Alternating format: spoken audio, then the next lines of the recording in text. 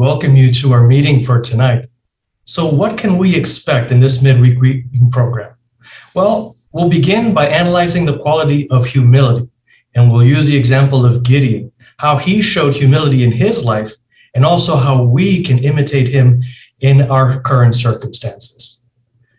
Looking forward in our program, we're also going to see another video of organizational accomplishments. We always look forward to get a peek behind the scenes about how the work is carried out in headquarters. And tonight we'll see how newsroom reports are prepared. And finally, we'll also continue discussing the prophecy of Gog of Magog. Very exciting, one of the few prophecies yet to be fulfilled. And tonight we will be considering who is Gog of Magog and where will his attack take place. So we look forward to your comments, to your participation, and we know that it will be a source of encouragement for all of us tonight. So let's get started. To begin, for the treasures from God's Word, we'll ask Brother Nicholas Hanneman to consider the theme, Humility is Better Than Pride. Every day, we may have to interact and deal with a variety of personalities, and this can often bring us much joy. But at times, though, it can also give rise to misunderstandings and differences. Really, what we say during those times can have a powerful effect. It can either add fuel or extinguish a situation. So what can help us just say the right thing? One quality that can help us is humility. Humility. It's been defined as freedom from pride, being lowly in mind. It comes from a Latin word meaning earth. So humility literally can mean being down to earth. In our Bible reading this week, we continue through our journey into the life of Judge Gideon. Let's consider two of his life experiences where he proved that humility is better than pride.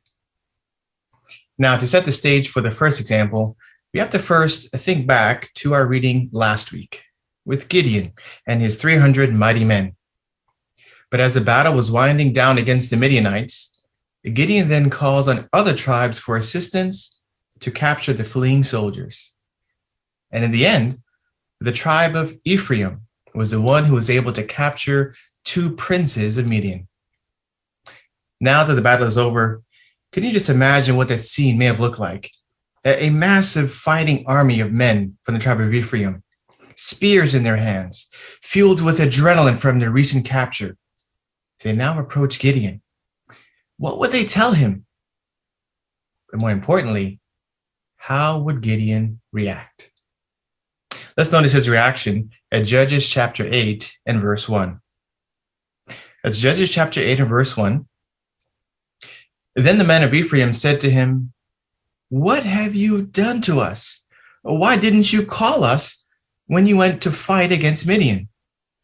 And they quarreled bitterly with him.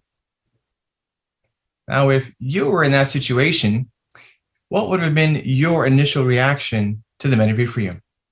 Would you have blurted out an accurate but very insensitive statement? The end of verse 1 says that they quarreled bitterly. Now, whenever there's quarreling, we know that emotions, feelings, actions, and speech are all at a heightened state. How would Gideon respond? Let's continue in verses 2 and 3. It says, "But he said to them, 'What have I done compared with you?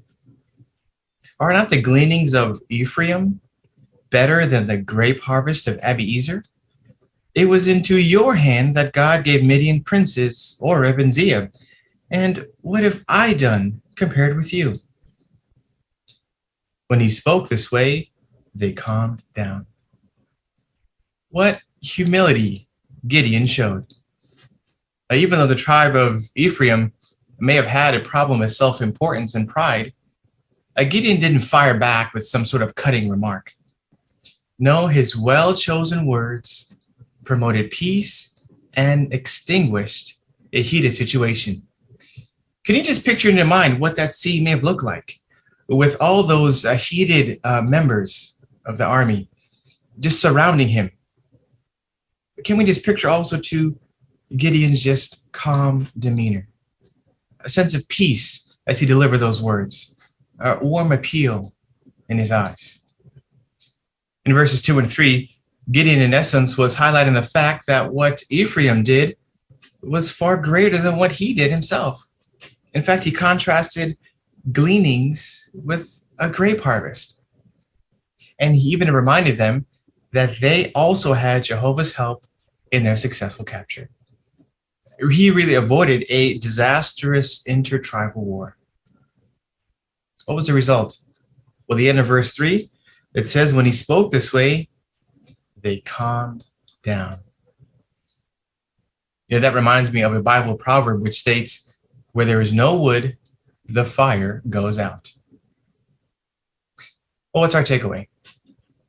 Well, at times, when we deal with others, whether it's in the family, in the congregation, in our assignment, at work, or at school, differences and misunderstandings may come up. If we notice a picture on screen, those differences can occur even in our ministry. When those situations do come up, though, what do we need to do? Remember Gideon. Remember, humility helped Gideon promote peace. Thank you, brothers. Let's consider the second example where Gideon proved that humility is better than pride. In the remaining verses of Judges chapter 8, it tells us how Gideon completes the victory by capturing 2 kings as well as the remaining soldiers of Gideon.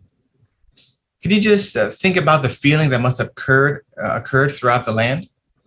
No doubt, having such a victorious warrior in their midst, a natural progression of rank probably ensued. How would Gideon have responded to a flattering request, one going from warrior to king? How would you have responded? Would Gideon let pride get the best of him? Let's continue reading in chapter 8, verse 23. But Gideon said to them, I will not rule over you, nor will my son rule over you. Jehovah is the one who will rule over you. Again, what humility Gideon showed. Rather than let pride inflate his feeling of self-worth, Gideon was lowly in mind and allowed humility to keep him grounded. What's our takeaway? Well, whenever we are on the receiving end of flattering praise, remember Gideon. He didn't allow a natural progression to get the best of him. Humility caused him to know his role and seek Jehovah's glory rather than his own. It's been said that with humility, that's when we realize that we are a mere flickering glow of a candle and God is brighter than the blaze of sun at noonday. Now, a contrasting, bad, prideful example was set by one of Gideon's sons, Abimelech. Now, after Gideon's death, Israel wanted to have a king. And in a prophetic illustration of trees searching for a king, we notice one particular unique situation. Please turn with me to Judges chapter 9 and verse 15. That's Judges chapter 9 and verse 15. It says, at this, the bramble said to the trees, if you really are anointing me as king over you, come and seek refuge under my shadow. But if not, let fire come out of the bramble and consume the cedars of Lebanon. Yes, this bramble very pridefully accepted this request to be king. And this bramble represented none other than proud Abimelech. The suggestion that other trees could seek refuge in the shadow of this bramble was no doubt ironic, really attesting to Abimelech's prideful nature, since we know bramble or low bushes cannot provide shade for the other trees, such as cedars. We can think of it, it's as if this bramble or Abimelech was saying, please, come, bask in the shade of my humility. Abimelech's pride was so bad that it moved him to use his mother's influential family as leverage for his own desire. And pride even drove him to kill 70 of his half-brothers, ensuring that he was made king. But just after 3 years, his reign was crushed and put to an end. Well, what's our takeaway? Well, from Abimelech, we can see how devastating pride can be. It can make us think that we are just capable of doing things that we really aren't. It can cause us to misuse our authority, and it can make us even hurt the ones whom we love. What valuable lessons we learned from Gideon and Abimelech. Gideon showed us that humility can help us promote peace and extinguish a heated situation. It moves us to always seek Jehovah's glory and prevents us from letting the natural progression cloud our own estimation of ourselves. And finally, pride has bad consequences, as Abimelech has shown us, and it can result in bringing harm upon others and even ourselves. Yes, humility is better than pride. Thank you very much, Brother Hanneman. Excellent application. Thank you for highlighting this good example. And now we'll continue with the spiritual gems, and everyone will have an opportunity to share their comments and the gems that they found this week.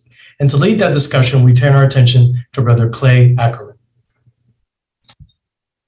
So to get us started, could we have a reader for Judges 8, verse 27, please? Could we have Sister Husino, please? Gideon made it into an ephod and exhibited in his city Ophrah, and all Israel committed spiritual prostitution with it there, and it served as a snare to Gideon and to his household. Thank you. So the question, did Gideon worship the ephod that he made?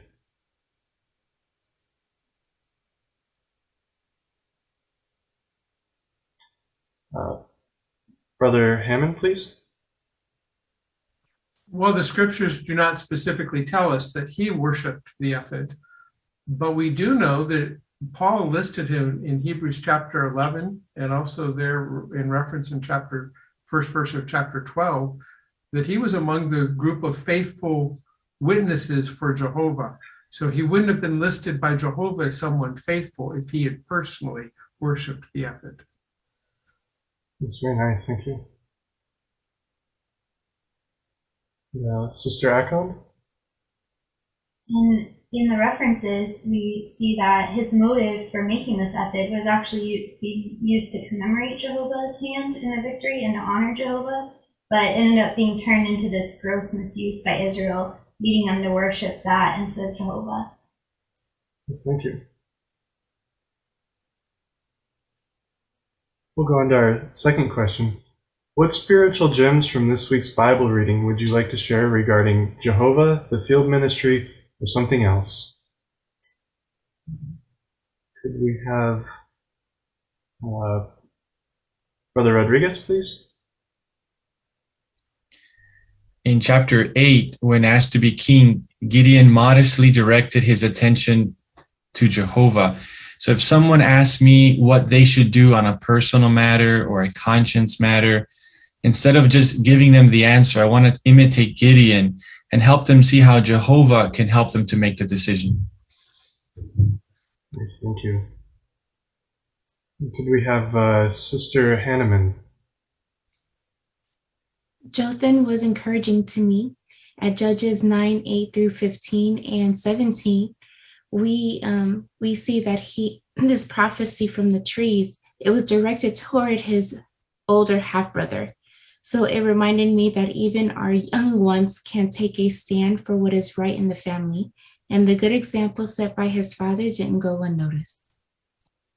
Yes, thank you.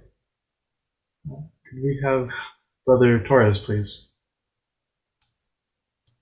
So as I was reading Judges 8, that first verse, the example of Ephraim, it really brings home the importance of stepping back when we get upset, we feel we've been treated unfairly, and try to look at matters from a different perspective. If these friends from Ephraim had thought about it from the other perspective, they probably would have realized there was no reason to be upset. And if we do that, a lot of times we find there is no reason to be angry, and we can save problems, and we can retain the peace within the congregation. Yes, thank you. Sister Rodriguez, please. In 8, 5, and 6, Gideon asked the men of Succoth for food to give to his men. It made me think, how would I react if I was asked to do some extra work at the Kingdom Hall, or got an extra congregation assignment that I wasn't expecting? Unlike the men from Succoth, I want to have the attitude, this is for Jehovah. Jehovah's representative is asking this of me. Thank you. Brother Gutierrez, please. Yes, Judges chapter 8, verses 2 and 3 teach us to be empathetic and humble. Here we can see that if we have a disagreement with someone, we must always try to see things from their perspective. Or we could even go a step further to calm things down and congratulate them for something that they have done well. However, for this, humility is needed, especially when it's evident that the other person is wrong. But in the end, we learn that maintaining the peace is much more important than proving somebody wrong. Nice, thank you. We have Brother Justino, please. Yeah, in Judges 8:32 said that Gideon had a good old age, especially because he had Jehovah's favor. In the same way we have in our congregations, our dearest older brothers and sisters that normally are the first one connecting to our Zoom meetings, are the first one also in the preaching work, doing calls and writing letters. And we enjoy the excellent comments, and they are a good example for us. We know for sure that they have a good old age because Jehovah values them. That's very nice, thank you. Sister Cloud, please. At Judges 8:34, we see that Israelites did not remember Jehovah and all that he had done to rescue them. And because we are human, we too could forget Jehovah. But something that we can do to combat that is to look for the ways that Jehovah blesses us and thank him in our prayers for those blessings. And if we do this daily, it helps us to draw close to Jehovah. And by doing this, we will not forget him. Thank you. We have Sister Hemon, please. 8:6 also struck me because of it seemed to be food as a theme in this whole account. You know, there was no food in the land because the way they've been oppressed, beating the wheat out in the wine press. He was generous with his goat as a sacrifice. Even the illustrations that were given was a barley loaf rolling. So here's a time of where people really have this need on their heart. And yet, even though they would have heard what Jehovah was doing, these men had traveled 50 miles already, had been fighting a couple of days, and no one was willing to support them. And so I too was wondering if my trust in Jehovah is the sort that I would put aside my needs for his work. Very good, thank you. We have either Brother or Sister Hoy, please.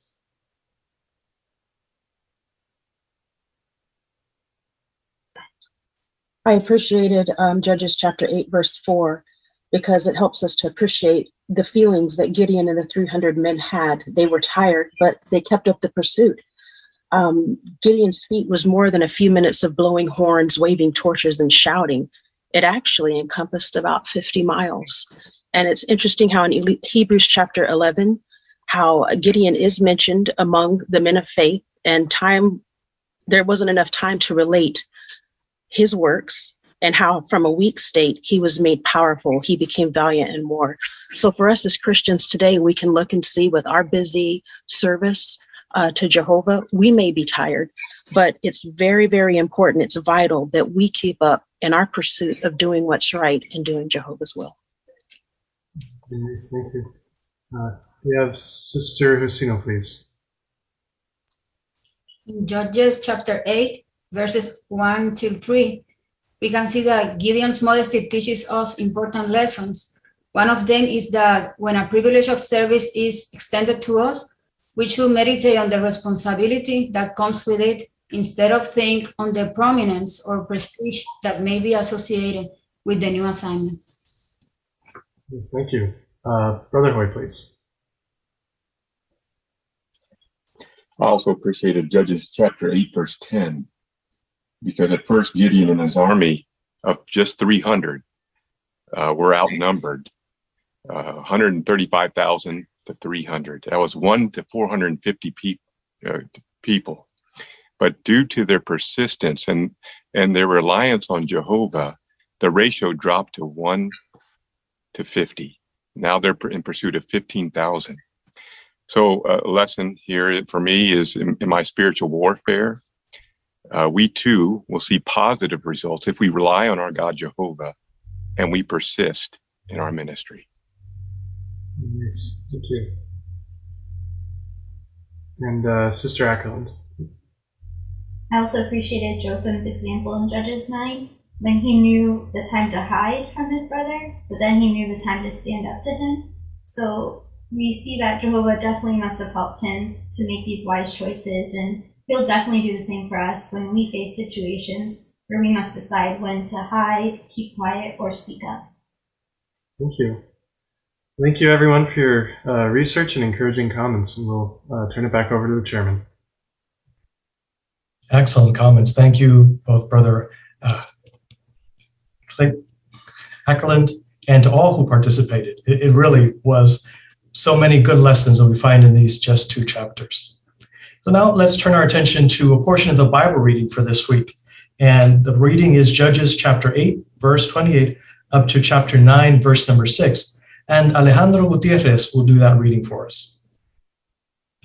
Thus Midian was subdued before the Israelites, and they did not challenge them again. And the land had rest for 40 years in the days of Gideon. So Jerubbaal, the son of Joash, returned to his home and stayed there. Gideon became father to 70 sons, for he had many wives. His concubine in Shechem also bore him a son, and he named him Abimelech. And Gideon, the son of Joash, died at a good old age and was buried in the tomb of Joash, his father in Ophrah of the Abiezrites. As soon as Gideon died, the Israelites again committed spiritual prostitution with the Baals, and they appointed Baal-berith as their god. The Israelites did not remember Jehovah their God, who had rescued them from the hand of all their enemies around them, nor did they show loyal love toward the household of Jerubbaal, that is Gideon, in return for all the good that he had done for Israel. In time, Abimelech, the son of Jerubbaal, went to his mother's brothers in Shechem, and he said to them and to all the family of his grandfather, "Please, ask the leaders of Shechem, which is better for you, for all 70 sons of Jerubbaal to rule over you, or for one man to rule over you? And remember that I am your own bone and flesh." So his mother's brothers said this in his behalf to all the leaders of Shechem, and their hearts were inclined to follow Abimelech, for they said, "He is our own brother." Then they gave him 70 pieces of silver from the house of Baal-berith, and Abimelech used it to hire idle and insolent men to accompany him. After that, he went to his father's house at Ophrah and killed his brothers, the sons of Jerubbaal, 70 men on one stone. The only survivor was Jotham, the youngest son of Jerubbaal, because he hid. Then all the leaders of Shechem and all Beth Millo gathered together and made Abimelech king, close by the big tree, by the pillar that was in Shechem. Brother Gutierrez, thank you very much. That was a very good reading. You were working on accurate reading, and indeed, it was an accurate reading. And you weren't just reading individual words correctly. We noticed that you were reading in a fluid way. You were grouping words. You understood what was the purpose behind what you were reading. And that's what we're looking for. What we want to avoid is when we make mistakes in the way we pronounce words, if we skip words, because that'll throw our audience off. They'll lose track of the message and still focus on our mistake. So really good work. And I just want to highlight one particular thing that I noticed you did well is holding your head high to make sure that your voice would carry, and opening your mouth wide so that we could clearly hear what you were saying. Very good work. Thank you very much. And now we'll move over to apply yourself to the field ministry. And we have several examples of return visits and how we can do a Bible study. So first off, we'll focus on the return visit. We'll listen now to Sisters Juliana Hanneman and Minsun Rodriguez. Hi, Minsum. I'm reaching out to you just as I promised. Oh, yes, you kept your word. Thank you. Well, I really enjoyed our conversation last time, and I've been thinking a lot about it. You shared some sad experiences you faced recently. If you can, could you pull up that brochure I texted you last time? I think you will find it to be encouraging. Okay, I have it. Oh, great. Please note the second point of the lesson number 22. It asks a question. What kind of future does the Bible describe? Would you mind reading that paragraph, please? Thank you. Now the paragraph says to read Revelation 21:4. If you tap on that, the verse will come up. When it does, would you mind reading that, please?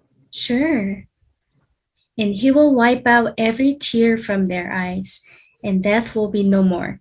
Neither will no mourning, nor outcry, nor pain be anymore. The former things have passed away. Oh, thank you. It's a pretty reading. Now, was there anything in this verse that stood out to you that you would like God to do? Well, no more death stood out to me. Yeah. Losing a loved one in death is really a heartbreaking experience, and it does impact us. Now, in connection with this verse, I would like to actually text you a picture. Please let me know when you get it. Yes, I got it. Great. Now, looking at that picture, can you imagine yourself living in a world with no more death and that becoming a reality along with all these other things on the picture? I have to be honest. It really seems too good to be true. Well, you are not alone for saying that. And right now we don't see those things happening. But that verse we read is a promise from God. Now, with any promise, to make it reassuring and believable, wouldn't you agree that the one making the promise should have a proven track record of keeping his promise? Yes, absolutely. Yeah. So it's just like when we receive a warranty or a written agreement for something we purchase.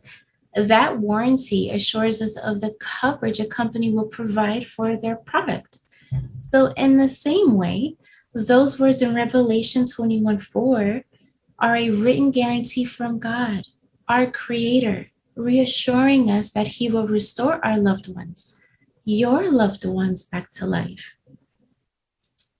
Tell you what, next time we talk, we'll see how we can build trust in the promises God gives us.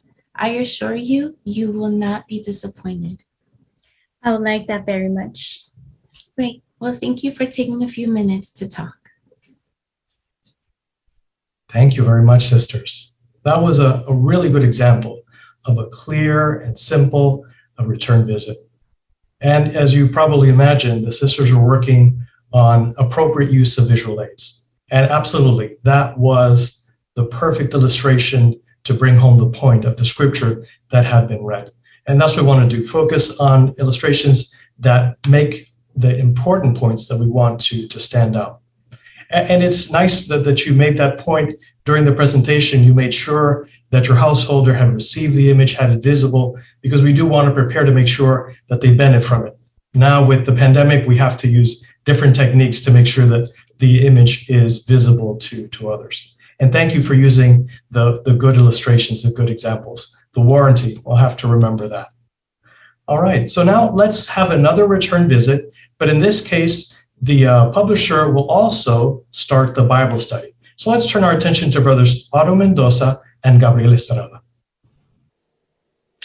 Well, how you doing, Gabe? Doing good. How are you? Good, good. Excellent. So last time we spoke, we went over some of the promises that we found in the Bible that give us hope. Yeah, I remember that. And I actually have the magazine that you left me pulled up here.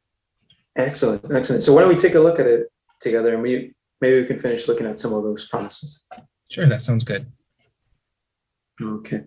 So some of the ones that we looked at had a lot to do with better living conditions, how we're all going to have homes, we'll have peace, food, how all of our basic needs will be met. Yeah, I remember that. Everything that we went over sounded super nice. But one thing that I had a question about was the part of the paragraph that said that God will swallow up death forever and death will be no more. Oh, okay.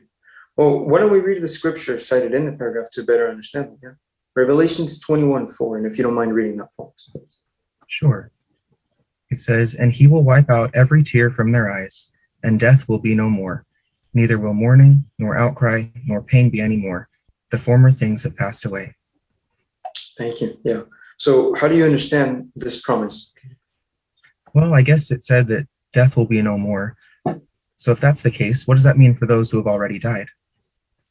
Well, that's a good question. There in the paragraph, actually, the last sentence clarifies that. It says how God will give all humans, both those whom he saves when he destroys the world and the countless dead ones, he will resurrect in the coming new world, the opportunity to live forever. So those that are living will continue living forever, and those that died will be resurrected and have the chance to live forever.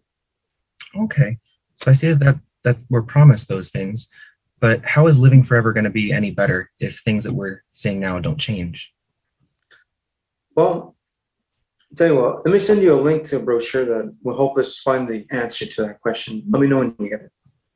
Okay. Oh, just got it. Excellent. So if you open it to lesson 2, down in the second question, it reads, what kind of future does the Bible describe? Do you mind reading the paragraph, please? Sure. It says, "The Bible describes a future time when death will be no more, neither will mourning, nor outcry, nor pain be any more. The problems that can make life seem hopeless today, such as poverty, injustice, sickness, and death, will no longer exist. The Bible promises that humans will be able to enjoy life forever in paradise on earth." Yeah, exactly. So as we see in that paragraph, the problems that make life seem hopeless today will be done away with. They won't exist anymore. And did you notice what those problems were? Yeah, it said poverty, injustice, sickness, and death. Yeah, exactly. So when God does away with this wicked system of things, not only is he going to do away with everyone, but also everything that contributes to these problems. In this case, death will cease to exist. And as a result, not only are we going to enjoy better living conditions, but we'll also enjoy life forever in a new perfect world. Oh, that makes sense. And that actually sounds really nice. But what does this mean for me now? How does this help us now?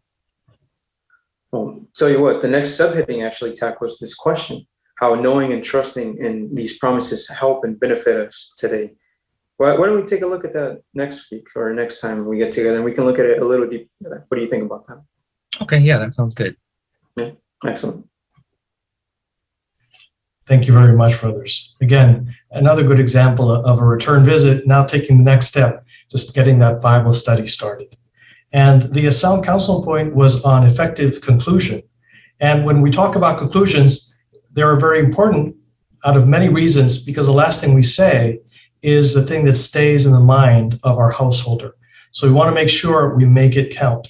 Now, in this case, what was the point? Well, we want our Bible student to continue to consider. And that was how Brother Mendoza concluded, encouraging to be present the next week so they could answer the question. And he showed him a preview of where the answer to his question would be found. So thank you for that good example of a clear and simple conclusion that we can also imitate in our ministry.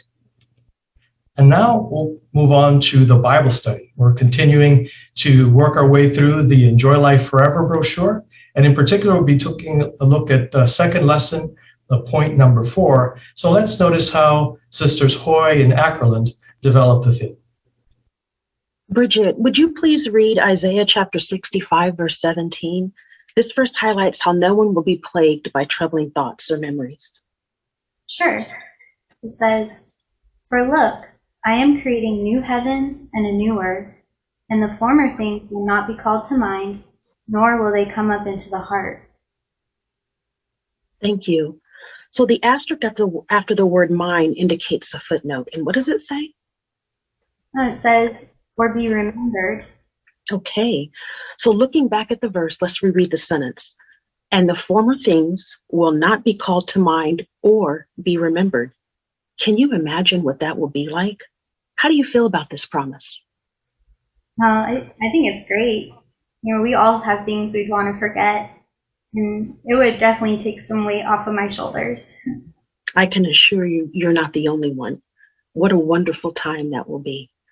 Now, our final scripture in Psalms chapter 37, verse 29, shows how everyone will live forever in ideal conditions. And I will read that, Isaiah 37, 29. And that says, the righteous will possess the earth, and they will live forever on it. So who will live forever? It says the righteous. And who does God consider to be righteous?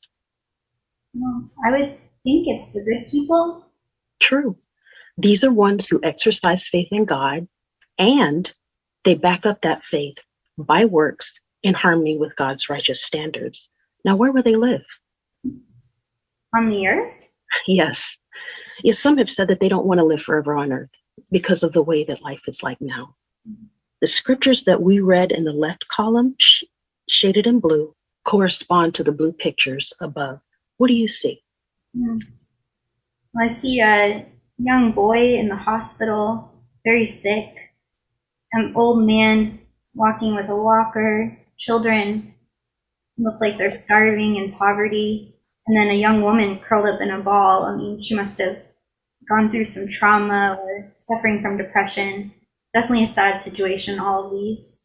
Yes. Even if we aren't personally affected by all of these problems, we or everyone has experienced or is experiencing something. And that's the sad reality of life. Now, remember that these scriptures in blue, along with the pictures, actually show what no one will experience in the future. Now let's look on the bright side. When we look at the right-hand column that's shaded in yellow, it corresponds to the full color pictures above. Keeping in mind, again, what we read, these are conditions that everyone looks forward to enjoying. Is there anything that stands out to you? They all look amazing, but I don't know, just the little boy embracing his mom again, all healthy, and maybe he's resurrected in the future. That just seems amazing. We all have family we've lost in death, or it's just terrible to see a child suffer. So just to see that go away, that'll be wonderful. Yes, this is definitely a comparison of life now with life in the future, according to the Bible's promises. Rather than experiencing sickness and death, as you brought out, you, me, and our families will be alive and in good health. Rather than experiencing old age, we'll be young and full of energy, which is something we all want.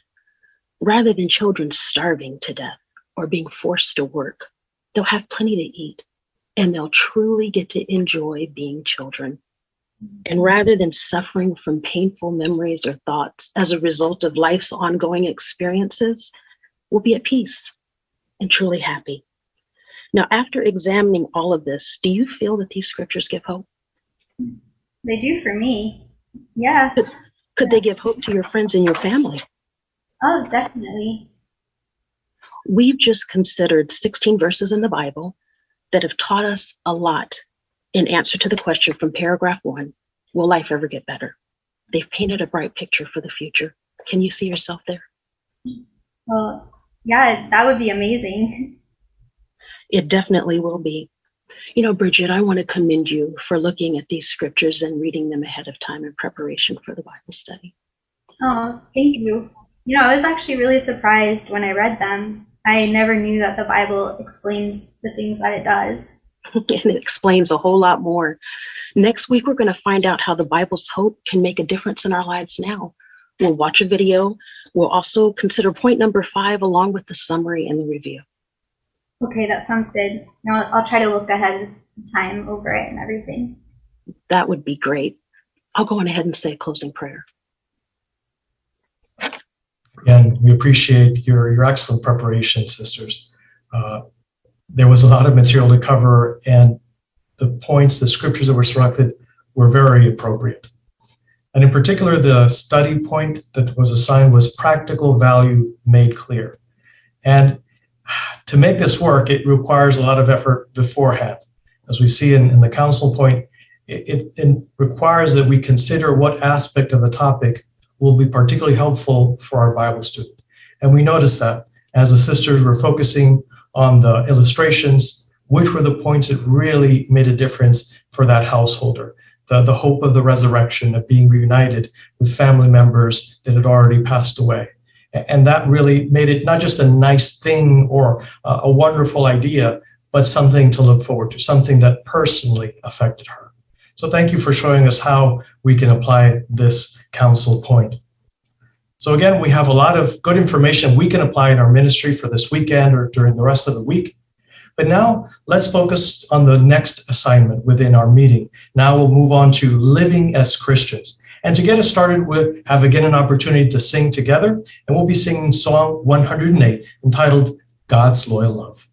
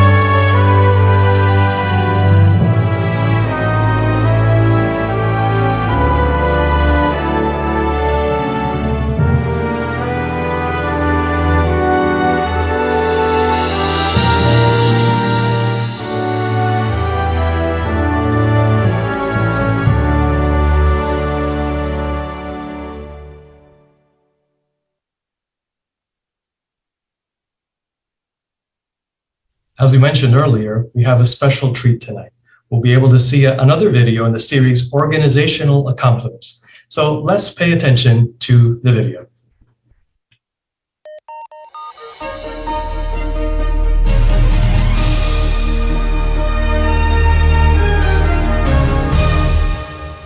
We have heard from many of you how much you've really appreciated JW News as a source of accurate information.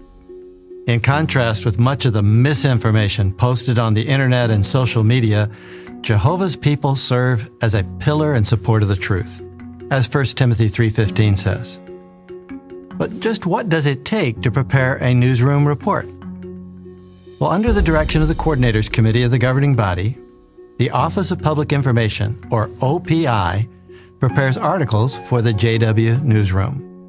Now, they work closely with Public Information Desk, or PIDs, in our branch offices. In the following report, some of these brothers share a behind-the-scenes look at how articles in the last few years have been written and published on JW News.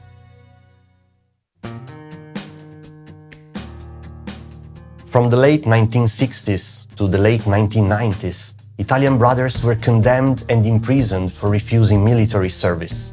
A recent survey revealed that more than 14,000 brothers from that group are still alive. They were sentenced to a total of almost 10,000 years in prison.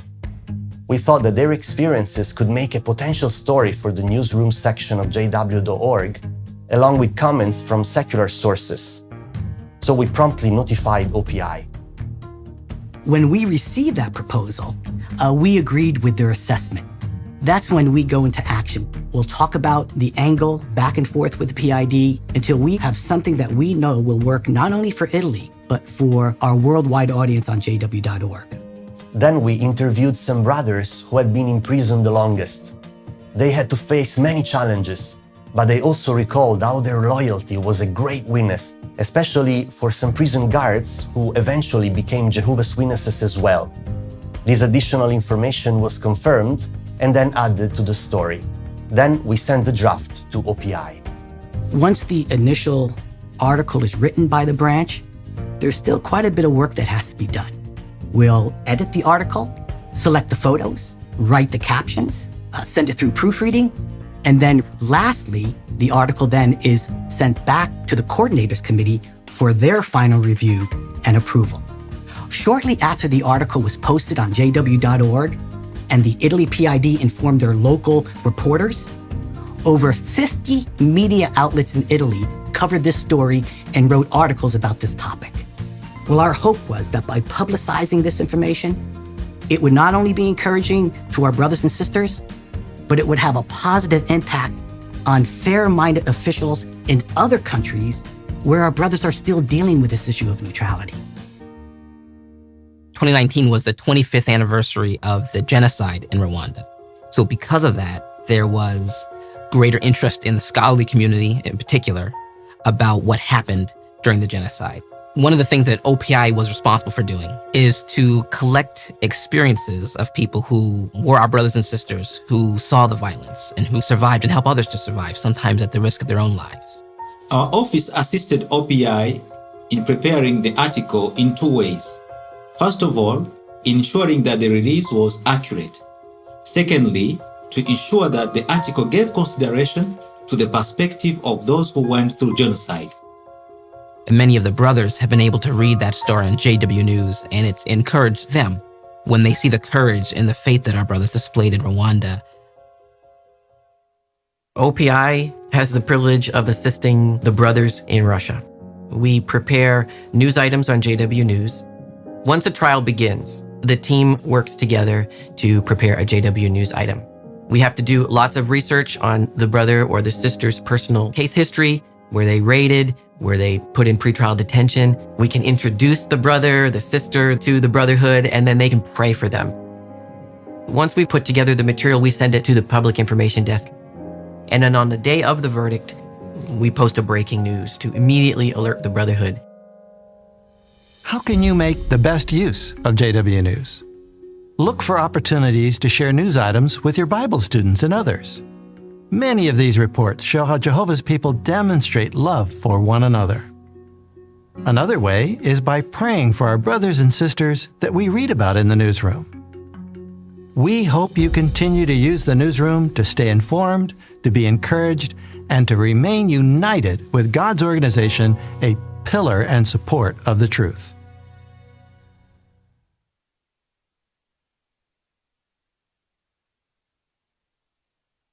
No doubt, our appreciation for this feature is now increased when we understand everything that happens behind the scenes in order to publish these newsroom reports for our benefits and for the worldwide brotherhood. So now want to focus our attention on the local needs that's been prepared for this night. It's a 10-minute talk, which is entitled Prepare Now for Persecution. Let's pay close attention to Brother Andre Cloud. If you've ever been on a long road trip and gotten a flat tire, you know the importance of thoroughly preparing before you take a vehicle out on the road. You either found an adequately inflated spare tire in the trunk or a flat spare tire in the trunk. Preparing ensures that we have what we need for the expected and even the unexpected things that may happen. In our understanding of where we are in the stream of time, we know Jesus prophesied of a day that will test the preparedness of every true Christian, the Great Tribulation. Now, we don't know all of the specifics of what that time period will entail, but we know that we can expect persecution leading up to and during the tribulation. The good news is we know ahead of time that it's coming. The big question is, will we take the time right now to prepare for what may come? Now, that doesn't mean trying to anticipate every possible scenario that may happen in the events leading up to and during the Great Tribulation. No, we can't prepare for that like we'd prepare for a road trip. In truth, there is little we can do in the way of physical preparation. However, we must right now make sure that we're strong mentally, emotionally, and most importantly, spiritually. So we're going to look at two things. The first is, what should our perspective or mindset on persecution be? And second, what are 4 traps we must avoid if we're going to be prepared for future challenges? So let's address the first. What should our mindset on persecution be? Does being persecuted mean that we've lost God's favor? Well, notice Jesus' prophecy at John 15 and verse 20 that will help us answer this question. It says, "Keep in mind the word I said to you, a slave is not greater than his master. If they have persecuted me, they will also persecute you. If they have observed my word, they will also observe yours." So Jesus said that if we're doing what we're supposed to be doing, meaning following in his steps as true Christians, that we should expect persecution. But does that mean we've lost God's favor? Well, in 2 Corinthians 11, verses 23 through 27, we see the example of the Apostle Paul, a man that we know had God's approval, but suffered through a laundry list of persecution for his faith. But he endured successfully. So in reality, if we're being persecuted, it means we're doing what's right and we have the support of our God, Jehovah. And this should actually motivate us to keep our faith and integrity. Well, how can we do that? Well, we get to our second point. What are those 4 traps we must avoid if we're going to be prepared for future challenges?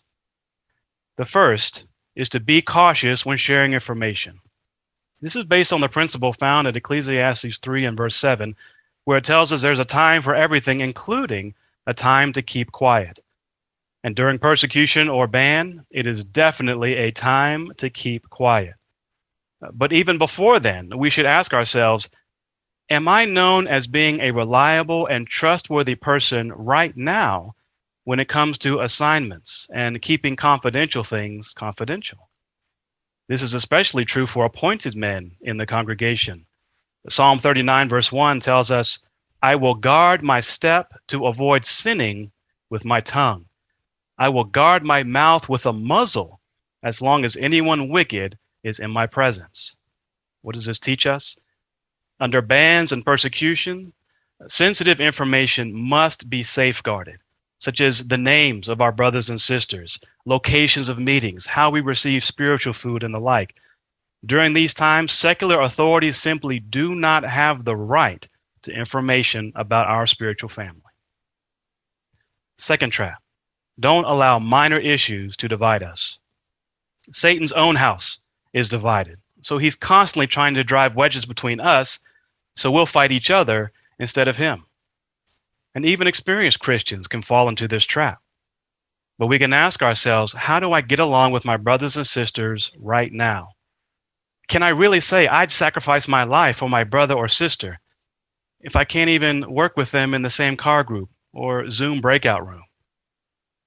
Good principles to keep in mind that will help us overcome differences with our brothers and avoid the trap of disunity is found in Colossians chapter 3 and verses 13 and 14.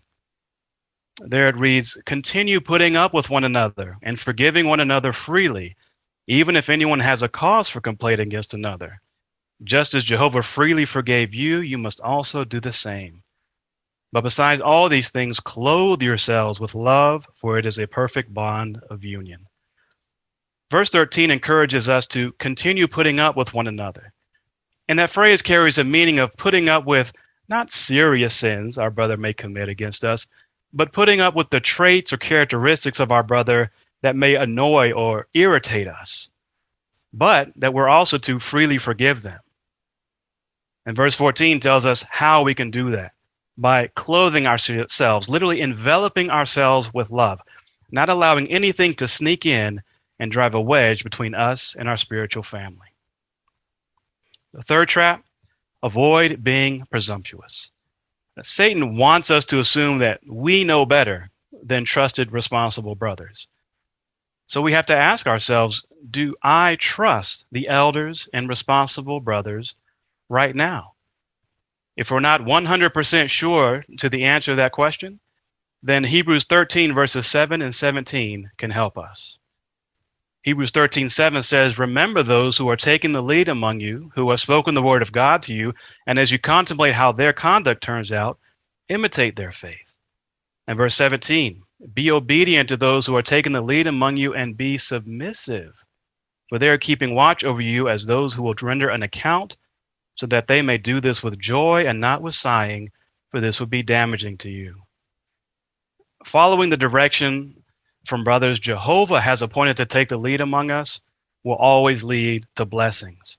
And meditating on verses like this can help us bridge that gap between obedience and submission, to where even if we don't understand the direction, we're still obedient to it and submit to the instructions. It could mean our lives.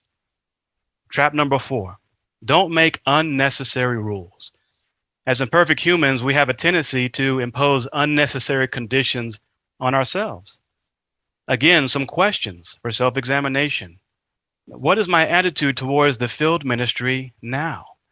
Do I show fear of man even now when there may be little to no persecution where I live? Notice this interesting thought at Leviticus 26, verses 36 and 37 that can help us.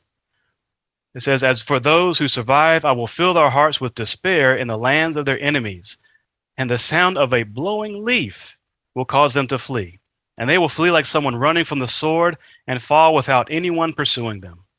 They will stumble over one another like those running from a sword, though no one is pursuing them. You will not be able to resist your enemies." See, in some cases, under persecution or ban, we could ban ourselves, meaning even though there may be some restrictions to our work or activity, we decide that we can't do anything. And in these cases, it's because even before the persecution began, we were struggling with the weakness, the fear of men. But there's another part of this trap that needs to be avoided. In some areas where the activities of Jehovah's Witnesses have been banned, some elders, thinking that they were acting in the interest of the friend's safety, made actual lists of do's and don'ts. However, if as appointed men we were to make unnecessary rules, this would, instead of making things safer for the brothers, actually create more of a burden on them. As 2 Corinthians 1:24 states, we are not the masters of our brother or sister's faith. So, how can we make sure that we're prepared for persecution? Be cautious about sharing information. 2, don't allow minor issues to divide us. 3, avoid being presumptuous. And 4, don't make unnecessary rules. So, are you prepared? We don't know when that road trip is going to begin, or specifically what we'll come across along the way, but we know the final destination. But don't wait until you have a flat tire to check the spare. Similarly, we don't know when the Great Tribulation is going to begin, or what specific persecutions we'll personally face, but we know where it's going to end. Life in a perfect, peaceful new world. But to get there, we must prepare now for future persecution. Make sure that our hearts and minds are strong, confident that with Jehovah's help, not under our own strength, and with trust in his organization, no weapon formed against us will succeed. We'll now turn our attention back to our chairman. Thank you very much, Brother Cloud. It was very encouraging, very practical to focus on what we can do, and at the same time, have clear how Jehovah will help us where the need comes up. Certainly, it is very helpful to have these reminders now before the problem starts. But at the same time, it gets us thinking about what will happen in the future, about persecution that will come. And Ezekiel prophesied about a future persecution. And right now, we are considering one of those important prophecies. So let's turn our attention to Brother Brent Hoy as he considers our congregation Bible study. Well, this week, we're going to continue in lesson in chapter 17, entitled, I Am Against You, O Gog.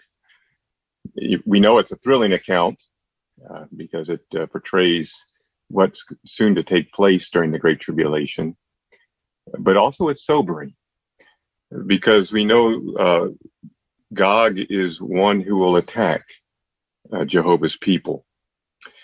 In fact, last week I started to identify just who Gog was. And we know, as in paragraph 4 of this lesson, it was mentioned that he is a visible human enemy of Jehovah and his worshipers. Thus, it also eliminated Satan the devil as a possibility because it gave evidence to show that it wasn't a spiritual being that it was referring to, or spiritual creature. We've also considered one line of evidence that associates Gog with the king of the north. And this week, we're going to pick up with that evidence and clearly give concrete identification as just to who Gog is. And we're also going to identify the land that Gog invades and see what meaning it has for you and I. So we look forward to our lesson. To get us started, we have Brother Pablo Rodriguez to do our reading. And before he reads paragraph 9, we're going to ask him to read the read scriptures that begin that paragraph and then follow with the reading of paragraph 9. Revelation chapter 16, verse 14. They are, in fact, expressions inspired by demons, and they perform signs, and they go out to the kings of the entire inhabited earth to gather them together to the war of the great day of God the Almighty. Chapter 16, verse 16. And they gathered them together to the place that is called in Hebrew Armageddon. Chapter 17, verse 14. These will battle with the Lamb, but because he is Lord of lords and King of kings, the Lamb will conquer them. Also, those with him who are called and chosen and faithful will do so. Chapter 19, verse 19 and 20. And I saw the wild beasts and the kings of the earth and their armies gathered together to wage war against the one seated on the horse and against his army. And the wild beast was caught, and along with it the false prophet that performed in front of it the signs with which he misled those who received the mark of the wild beast and those who worship its image. While still alive, they both were hurled into the fiery lake that burns with sulfur. The kings of the entire inhabited earth. The book of Revelation foretold an attack by the kings of the earth on the King of Kings, the heavenly Jesus. But unable to reach into the heavens, the rebels attacked the earthly supporters of the kingdom. The kings of the earth then find themselves on the losing side in the battle at Armageddon. Notice that they come to their end after attacking Jehovah's people. This is similar to what is said about Gog of Magog. Very nice. Thank you, Brother Rodriguez. Our question here for paragraph 9. What similarity is there between what happens to Gog of Magog and what happens to the kings of the entire inhabited earth?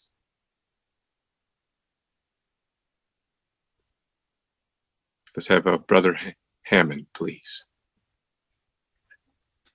Both are described as coming to their complete end and their complete destruction, and the method of execution is even described in similar terms. Mm-hmm. Yes, very nice. Thank you. Brother Cloud, please. And interestingly, both the nations of the earth and Gog of Magog both come to the end after attacking Jehovah's people. So interesting similarity there. Mm-hmm. Yes, thank you.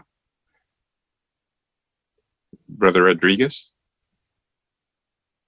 This paragraph was very encouraging to me. It made me think if we've ever been watching a sporting event and we get a little nervous because our team, we don't know what's going to happen. Are they going to win? But if we knew the final score and we knew our team was going to come out on top, we wouldn't have to be nervous or anxious anymore. Well, this is what Jehovah's telling us here. He's telling us the final score and how his people are going to be victorious. Excellent. Very nice. Thank you for illustrating that. Very nice. And how does a footnote, what does a footnote add to this paragraph?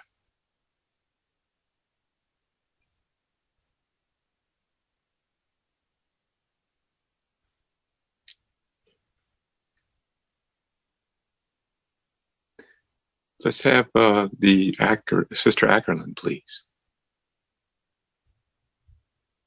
Well, the footnote mentions that there's actually 4 attacks foretold upon coming upon God's people, and these 4 may actually refer to the same attack, just under different names. Yeah, interesting, huh? Yeah, it almost compares Gog of Magog to like a criminal with different aliases. See, and so far we've identified a few of those aliases that he's associated with. Maybe just to review, what were those? Who are those that we've compared so far Gog of Magog to? What are those 3 aliases? One of them, perhaps. Sister Hammond, please. The King of the North. Yes, very good. Further on that, Sister Cloud, please. The Kings of the Earth. Nice. And Sister Hoy. The Assyrian. Yes, the modern day Assyrian. So in comparisons, we are getting a clear picture of just who Gog of Magog is. And let's get a concrete identity by reading paragraph 10. In view of the foregoing, what may we conclude about the identity of Gog? First, Gog is not a spirit creature. Second, Gog refers to earthly nations that will attack God's people in the near future. Those nations will undoubtedly form a coalition. That is, they will band together somehow. Why? Since God's people are found earth-wide, the nations will need to be united in purpose and action to attack them. Make no mistake, Satan will be the evil mastermind behind the attack. He has long influenced worldly nations to oppose true worship. But Ezekiel's prophetic words about Gog of Magog focus on the world of the earthly nations that will attack Jehovah's people. So what may we conclude about the identity of Gog of Magog? Let's have Sister Husino, please. Yes, as we studied last week, for many decades, our publication said that it was a prophetic name for Satan. But now we have an adjustment in our understanding, and we know in first place that Gog of Magog is not a spiritual creature, and in second place that it is a visible human enemy, a coalition of nations that will fight against pure worship, God's people found around the earth. Very nice. Thank you for that. And let's have Sister Rodriguez, please.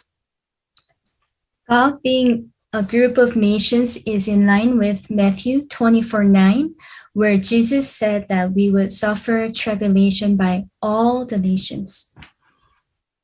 Yes, very good. That ties in nicely with our local needs there, doesn't it? To expect persecution. Further on this, Brother Torres, please. Now we realize that Satan is still the one behind the scenes, but who is actually acting, we know it's these human governments. Yes. Thank you for highlighting that too. And again, there's a footnote here. We know there's another expression, Gog and Magog. What's the point being made with this footnote?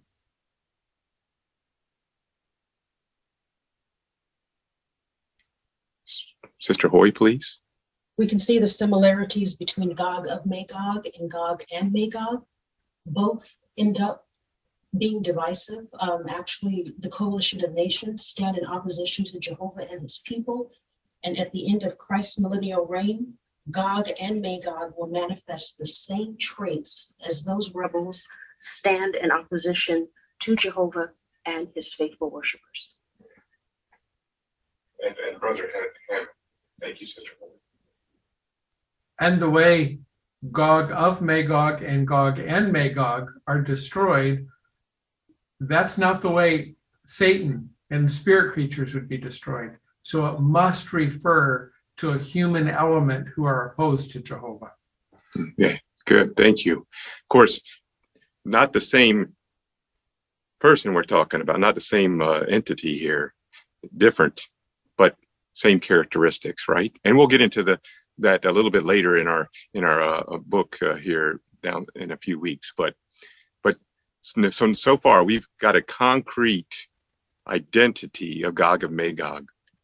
And don't we appreciate how the organization allows God's word to provide the answers, and comparing God's word with God's word, we come up with a nice concrete identity of Gog of Magog. Well, that leads us nicely into our next subheading, the land. What is it? Well, let's take a little tour of this land that Gog invades and see if we can identify this land. Let's read paragraph 11.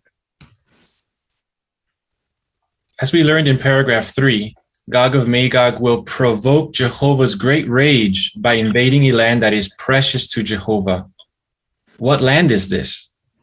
Let us return to Ezekiel's prophecy.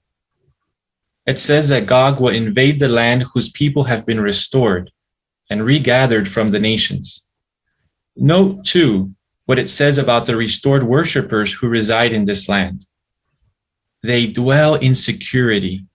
Their settlements are unprotected by walls, bars, or gates, and they are accumulating wealth. This is the land in which Jehovah's pure worshipers earthwide reside. How can we identify it? So how does Ezekiel's prophecy describe the land that Gog will invade? Before we give the answer, maybe we can have someone read Ezekiel chapter 38, verses 8 through 12. Can we have a reader for that? Let's have Brother Gutierrez, please. It says, "You will be given attention after many days. In the final part of the years, you will invade the land whose people have been restored from the ravages of the sword, collected together out of many peoples onto the mountains of Israel, which had long been lying devastated. The inhabitants of this land were restored from the peoples, and all of them dwell in security. You will come against them like a storm, and you will cover the land like clouds, you and all your troops, and many peoples with you. This is what the sovereign Lord Jehovah says. In that day, thoughts will come into your heart, and you will devise an evil plan. You will say, I will invade the land of unprotected settlements. I will come against those living in security without disturbance, all of them living in settlements unprotected by walls, bars, or gates. It will be to take much spoil and plunder, to attack the devastated places that are now inhabited, and the people regathered from the nations, who are accumulating wealth and property, those who are living in the center of the earth." Thank you, Brother Gutierrez. Appreciate that reading. So going back to that question, how does Ezekiel's prophecy describe the land that Gog will invade?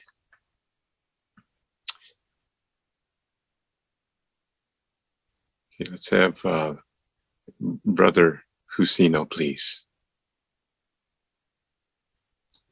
Yeah, he described about who these people are. For example, he said that I'm being restored and regathered from the nations, but also explain how will be this land. For example, they said that they will in security, settlements are unprotected by walls, bars, and gates, and they are accumulating wealth. Yes, thank you. Very good.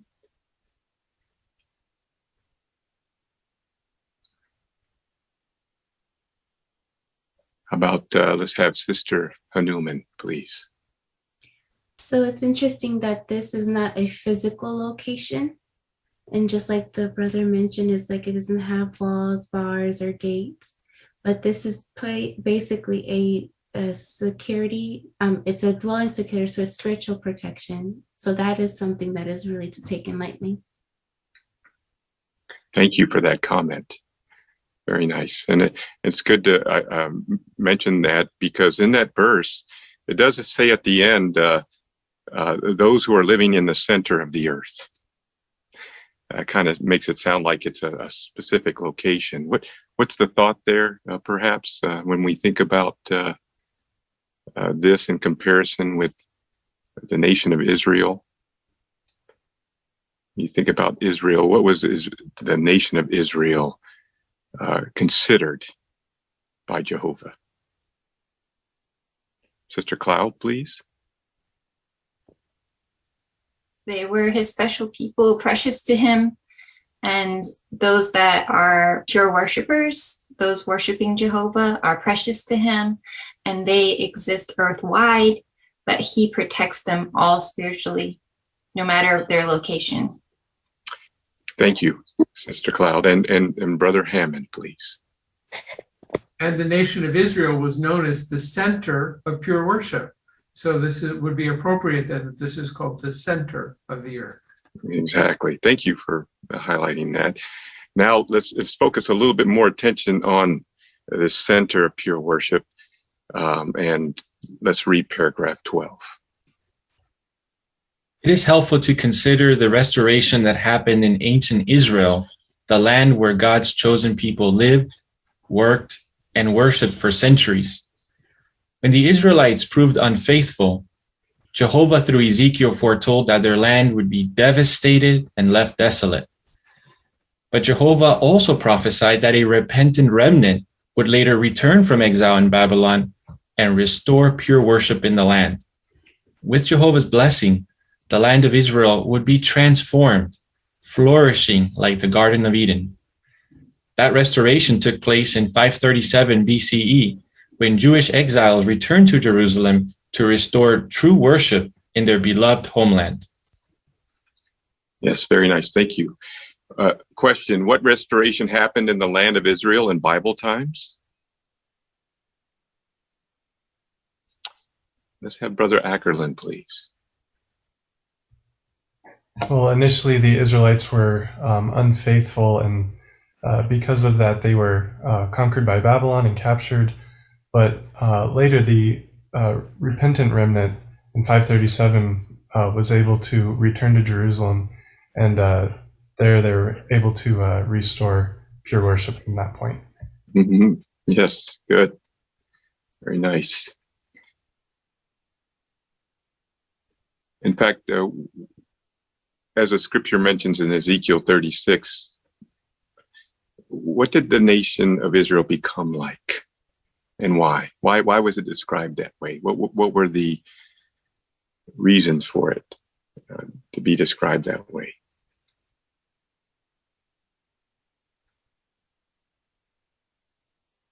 Let's have Sister Hammond. Well, Jehovah said, become like the Garden of Eden, but that was because of what he did. What he had left desolate, he was going to fix and make the land beautiful. Very good. Yes. So we're seeing a couple of aspects here, right? Brother Rodriguez, you have something to add to that? Yes, so it made me think, restored like the Garden of Eden, this and then would be much more beautiful and greater than anything they ever had before. So it just shows us when Jehovah restores things, he doesn't just put them maybe how we would like it or how we would see things that would be good, but they're better than anything that we can imagine. Yes, very good. Thank you. So it was like that, right? And so one, the Israelites had to do their part, right? See? And then two, this transformation, this blessing on Israel, was a result of something that's very important that we need to see evidence of, and even in our organization, in our efforts to serve Him. And what is it that we need to see each and every day to enjoy this spiritual paradise? Sister Ackerland. Well, we really need to see Jehovah's blessing on it, because without that, nothing can flourish, nothing can grow. So that is the true key ingredient to this land being so well flourishing, just like the Garden of Eden. Yes, very nice. Yes, faithfulness leads to Jehovah's blessings, and that's the keys, important keys to this condition that they enjoy. Well, let's bring it to our day. Let's go on to our paragraphs 13 and 14. In modern times, God's pure worshipers experienced a similar restoration. As we learned in chapter 9 of this publication, by 1919, God's people were freed from the long captivity in Babylon the Great. In that year, Jehovah brought his restored worshipers into a spiritual land. That land is the spiritual paradise, the secure, spiritually prosperous environment or realm of activity in which we worship the true God. In this land, we dwell together in security with peace of mind and heart. We receive an abundance of spiritual food, and we have plenty of satisfying work to do in proclaiming God's kingdom. Indeed, we experience the truth of the proverb, "It is the blessing of Jehovah that makes one rich, and he adds no pain with it." No matter where we may live on this earth, we are in this land, the spiritual paradise, as long as we are actively supporting pure worship in word and in deed. This spiritual land is precious to Jehovah. Why? In his eyes, its inhabitants are the precious things of all the nations, individuals whom he has drawn to pure worship. They are earnestly endeavoring to put on a new personality, one that reflects God's own lofty qualities. As pure worshipers, they offer themselves fully in his service, doing so in ways that glorify him and prove their love for him. We can only imagine the joy that must fill Jehovah's heart as he sees his worshipers working hard to beautify the spiritual land. Just think, by giving pure worship priority in your life, you not only beautify the spiritual paradise, but also make Jehovah's heart rejoice. Beautiful paragraphs, right? Let's ask that a question. What is this spiritual land?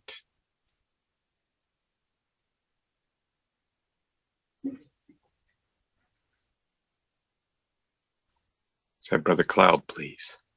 The direct answer is that spiritual land is a spiritual paradise. It's this spiritually prosperous environment, this realm of activity in which we worship the true God and the way he should be worshiped. Thank you.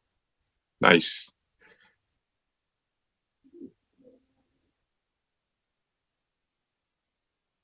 Very good. Let's have Sister Hammond, please. Really struck me verse 12 of chapter 38, that they want to take what we have from that land. But this is so precious, and what Jehovah has given us, there's no pain with it. There's no way they can take what we have. They just are going to want it. Thank you for that nice thought. Brother Estrada. I really appreciated the last sentence of paragraph 13 that talked about how no matter where we live on the earth, we're in this spiritual paradise as long as we're actively supporting pure worship. Because it's true, we are a worldwide brotherhood, so it doesn't matter where we are, we can enjoy the benefits of being in the spiritual paradise. Mm-hmm. Yeah, thank you for that point. Very good. Very good. And let's have Sister Jusino.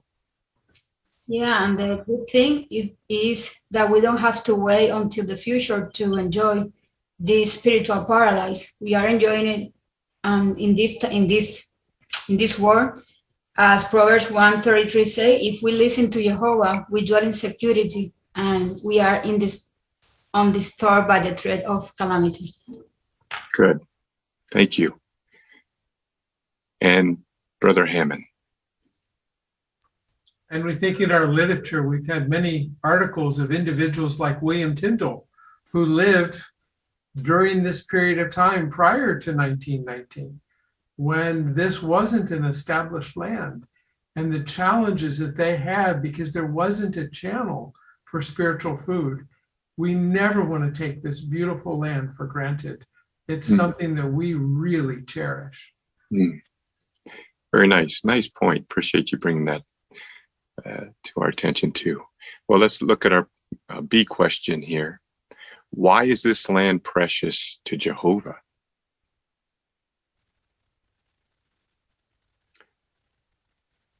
Let's have Brother Hanuman, please. It's very heartwarming to know that it's those who are supporting spirit worship. And really, that's who Jehovah God is referring to here. That's who is precious in his eyes. It's the people. In John 6:44, it reminds us that Jehovah draws each individual to him. So he's very interested in each of these individuals who are actively supporting this pure worship. And that arrangement that he's given, really, it doesn't just end at our death, because the latter part of verse 44 says, I will resurrect him. So even death doesn't end Jehovah's love for these ones who support his arrangement of pure worship. Thank you very much. Thank you for that. And Sister Hoy, please. And as Haggai chapter 2, verse 7 brings out, these ones have been shaken from the nations. And the reason why Jehovah's drawn us also was brought out in Ephesians chapter 5, verses 1 and 2, is because such ones have shown that they value what Jehovah is offering. They value the abundance of spiritual food. And once we've taken it in, we endeavor to imitate God by being loving and by doing our best to serve him, and to even change our dominant mental attitude so that we think and act more like Jehovah. Thank you. And Brother Ackerland. Going along with that thought of imitating Jehovah, he's our heavenly Father. So like any parent, to have their child grow up well and to imitate their good qualities and show them love and loyalty, that really is one of the best things we can do as children for him, as it mentions in Ephesians 5, 1 and 2. Thank you. Good. Very good. Let's bring up that image there that we have for this paragraph. And now if we look at this, we know that it's depicting different situations here involving the spiritual paradise. But we also realize too, it involves faithfulness on our part and also Jehovah's blessings. How do we see that in each of these pictures?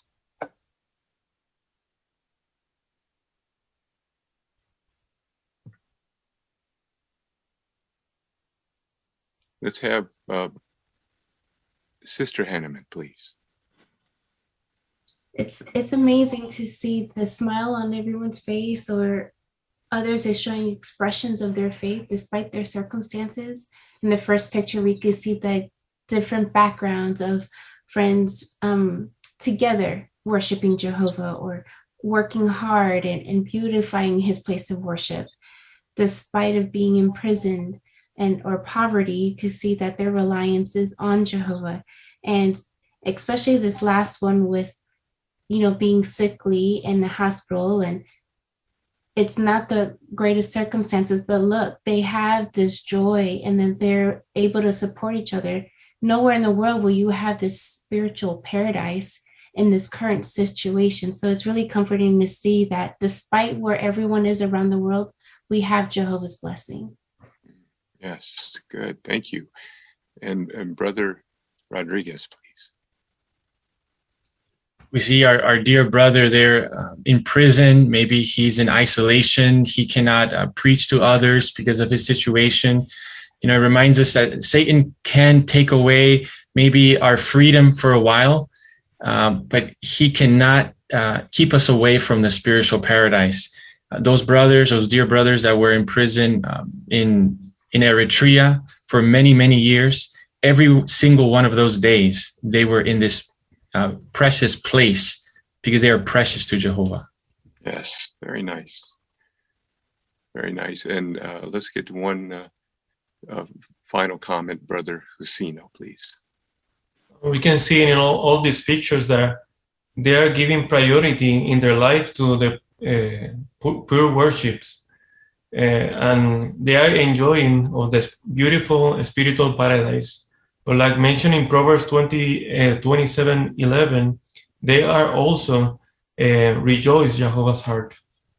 Yes. So can you see the blessing in all these situations? Yeah, we definitely can. And what a beautiful, beautiful thing we have in the spiritual paradise in which we live. This is the land that we inhabit. We should cherish it, treasure it, just as Jehovah does too. And but we know it. We need to actively promote its peace, but it ultimately depends on Jehovah's blessings to exist. Well, next week we're going to consider the land. When, why, and how will Gog invade it? But we really appreciated your insightful comments that were encouraging and upbuilding. Thank you so much. Yes, thank you very much, Brother Hoy, for an excellent discussion. And thank everyone for your outstanding comments. It really brought to life the study, and how wonderful to bring home the practical application for us, the joy that we have in living in this spiritual land right now. So what can we say? Another excellent meeting. Let's take a few moments to review some of the highlights of what we learned tonight. In a world that worships pride, where we're encouraged to follow our heart, to do things our way, how wonderful to have the good example of Gideon to focus us on the benefits of humility.